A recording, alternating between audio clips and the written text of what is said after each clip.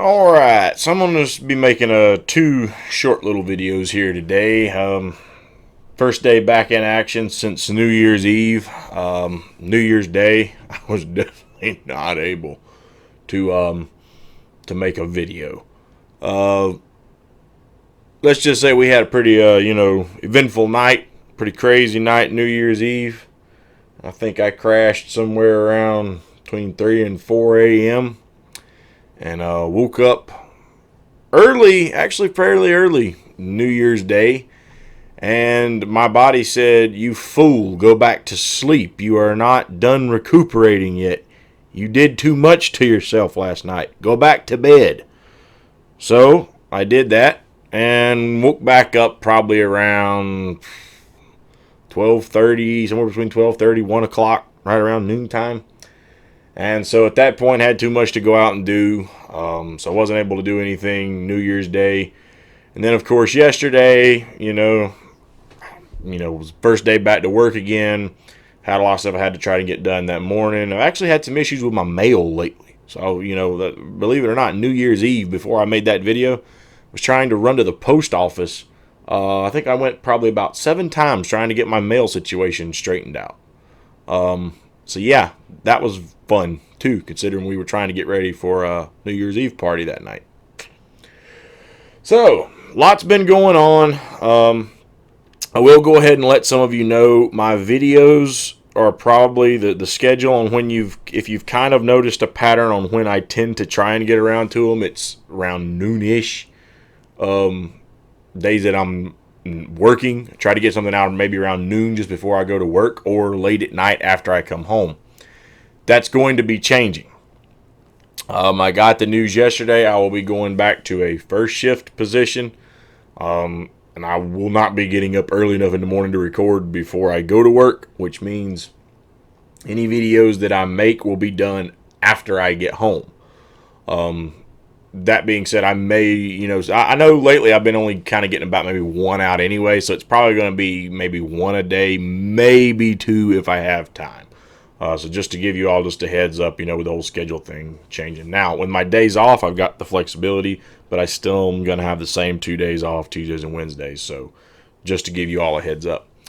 Also, before we get on into the rest of the video, for my Patreon page, just to give an update on that, what I'm going to try and start doing is for the people who can contribute $10 or more a month. I'm going to try and start creating some special content that I will post on the Patreon page that you will be able to get access to by pledging, $10 or more a month. Now, I know I'm not expecting anyone to, go breaking the bank for me.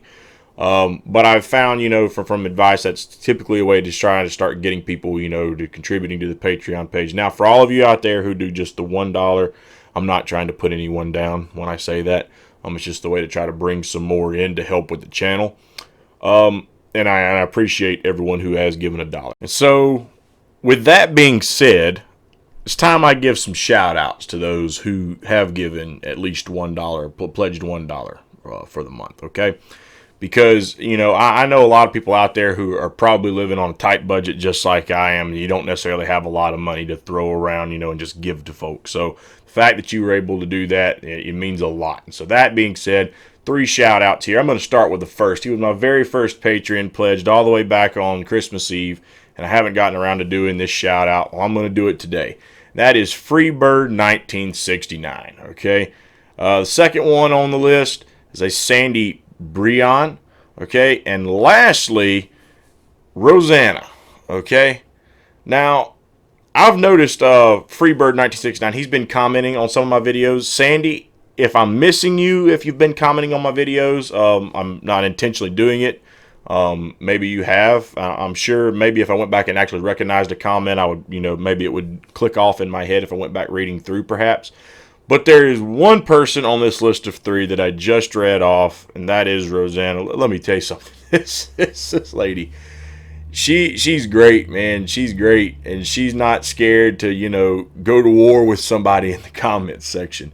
She's a avid watcher of mine. She has been for a long time. She avidly watches my content and comments on a lot of my stuff, and all I got to say is Hope you keep watching, and I hope you keep commenting because I love the good discussion. So yeah, definitely a big shout out to those three, my first three patrons who've pledged $1 a month. And so you know that being said, I'm very appreciative that you've done it. And I'm gonna, like I said, I don't know exactly when for sure I'm gonna get around to being able to make the special content for the patrons. It's something I'm gonna have to work on, try to find the time in my schedule, start putting something together. But I think what I'm probably gonna try and do is, I don't want to stretch it all the way out to a month.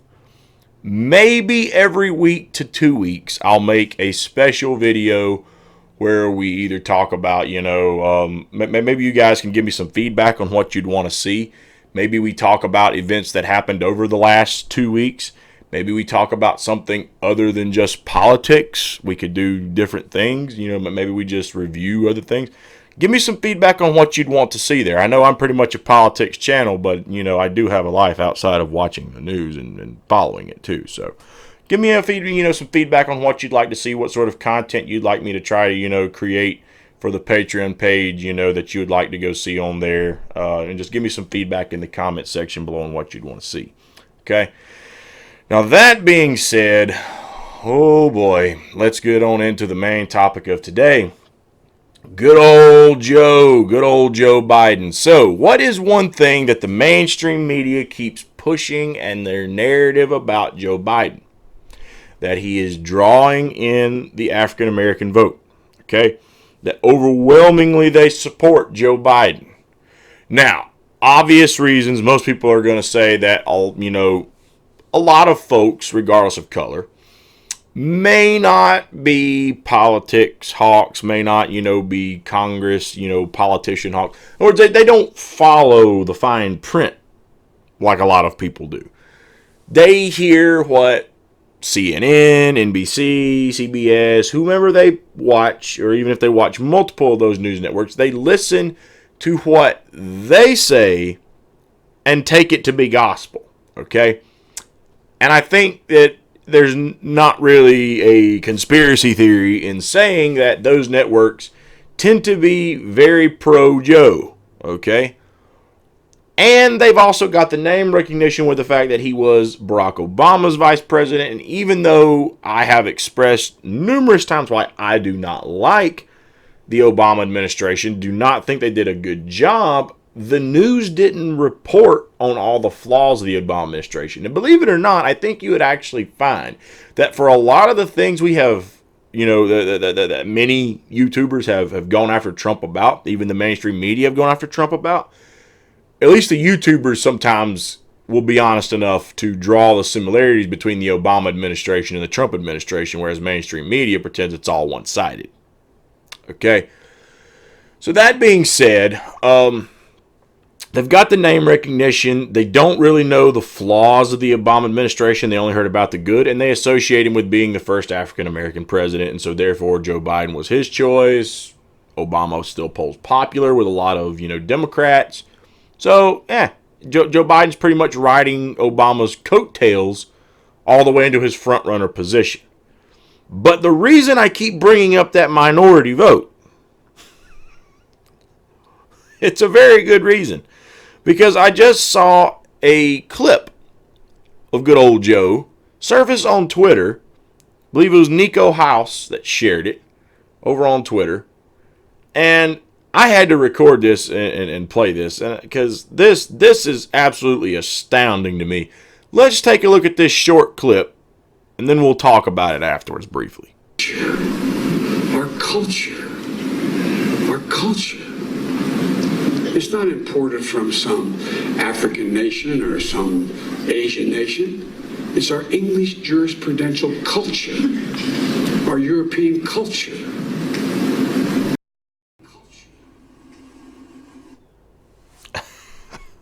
Okie dokie.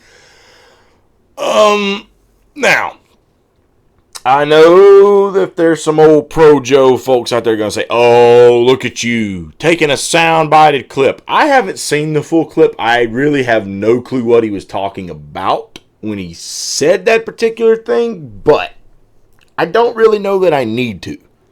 I'm not really sure that I need to hear the context for what he is saying. I will say this. Obviously, American culture as a whole, yes, did not come from Africa and did not come from Asia. Honestly, our culture today consists of multiple different cultures.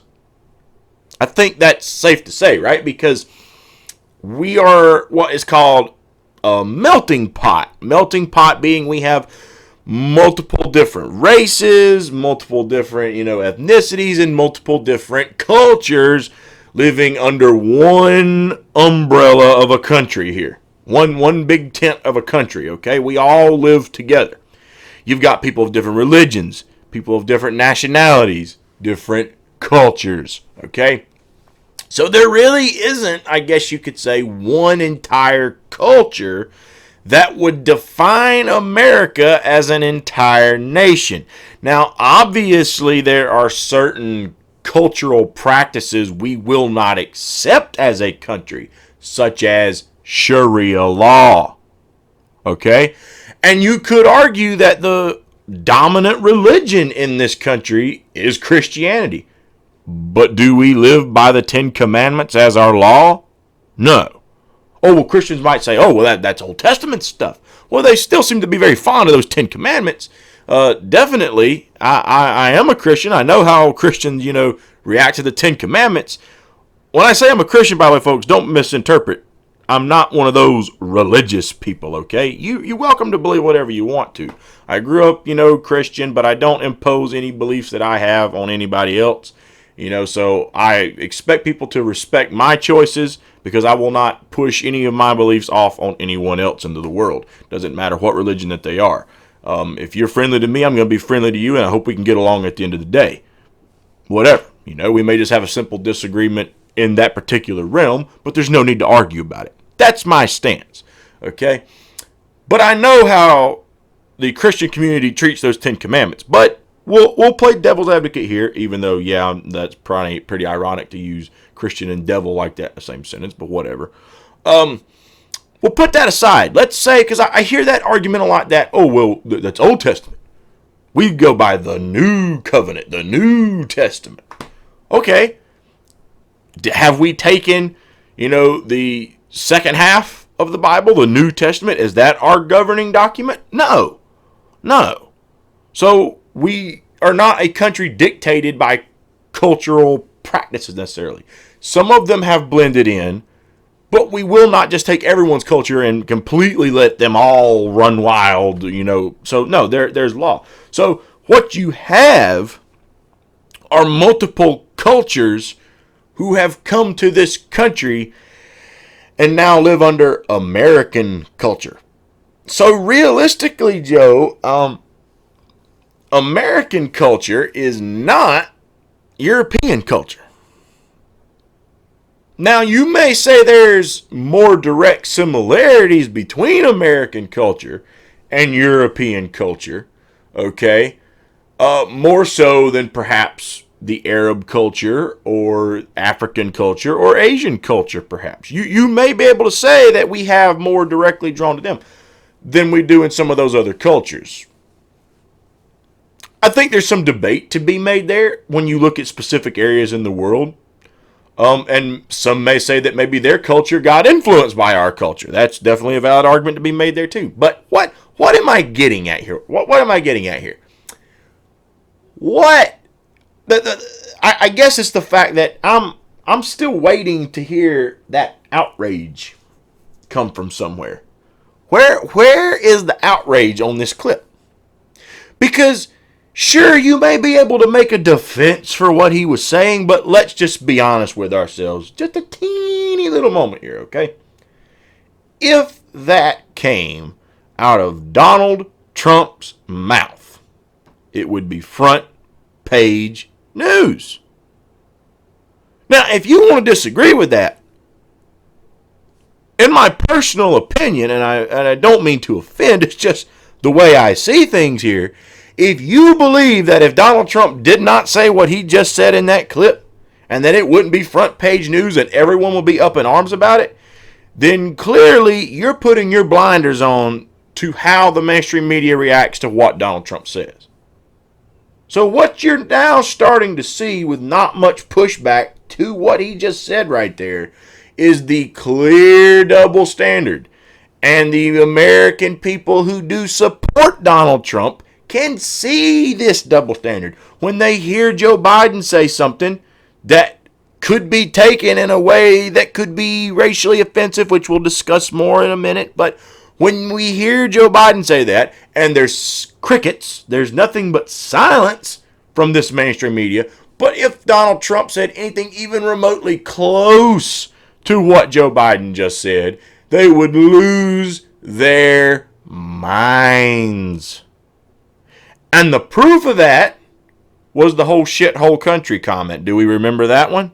The main thing is, they went after Trump for saying those comments. There is crickets on Joe Biden saying this. And what is the implication of it all? That the United States is being, and our culture is based off just European culture. Now, the reason there would be such outrage if President Trump said that is because the obvious common sense statement being made there is, we have a white culture. America is a white country with white culture. If you heard a white supremacist say what Joe Biden just said, or if you heard Donald Trump say what Joe Biden just said about we don't get our culture from Africa and we don't get our culture from Asia, we get our culture from Europe. To pretend that there would not be a completely different reaction is just to be, dishonest with yourself, if you want my honest opinion on that. Be a huge pushback against it. Absolutely huge pushback against it. And everybody in the room, well, it's Joe. It's just Joe. He's prone to gaffes. He's, he has a lot of oopsies. You gotta let him go. Really? He has a lot of oopsies? So this was the guy bragging about having to work with, some old prejudiced politicians. Okay? This was the guy who had that interesting, colorful 7-Eleven comment a few years ago. This was the guy who was also supportive of the 90s Clinton crime bill. Ooh, that one that locked up a lot of black people and put them in jails? Yeah, I'm sure he's only saying stuff like that because he's an oopsie. Now, am I going to say that Joe Biden is some hidden Ku Klux Klansman that's a dyed-in-the-wool racist? No, I have no evidence of that. But it's very clear that whatever you think his reasoning was for saying it, you're not going to apply that same PC outrage to Joe. Oh, because it's Joe. It's just Joe. The mainstream media darling, the DNC darling, and all the people who love Barack Obama are going to turn a blind eye to that. And again, if the shoe was on the other foot here, huge pushback. And the reason that the mainstream media isn't going to be covering that clip and won't be showing anyone that clip is because if they were to, there would be a lot of people, I have a feeling, that would be very turned off by that, little remark and would say, wait, what the is he talking about? Excuse me? We all European culture? Really? There would be not only people of color offended by that statement, there'd probably be some white people that would even turn, just like me. I mean, I'm a white guy, and say, oh, really? So, what are you really thinking deep down inside? Even if he isn't a racist, it's going to create the suspicion. So the mainstream media ain't going to cover that. But again, if it was Donald Trump at a rally, we would be hearing about it for the next 2 weeks. And I don't think that there's much suspicion about that.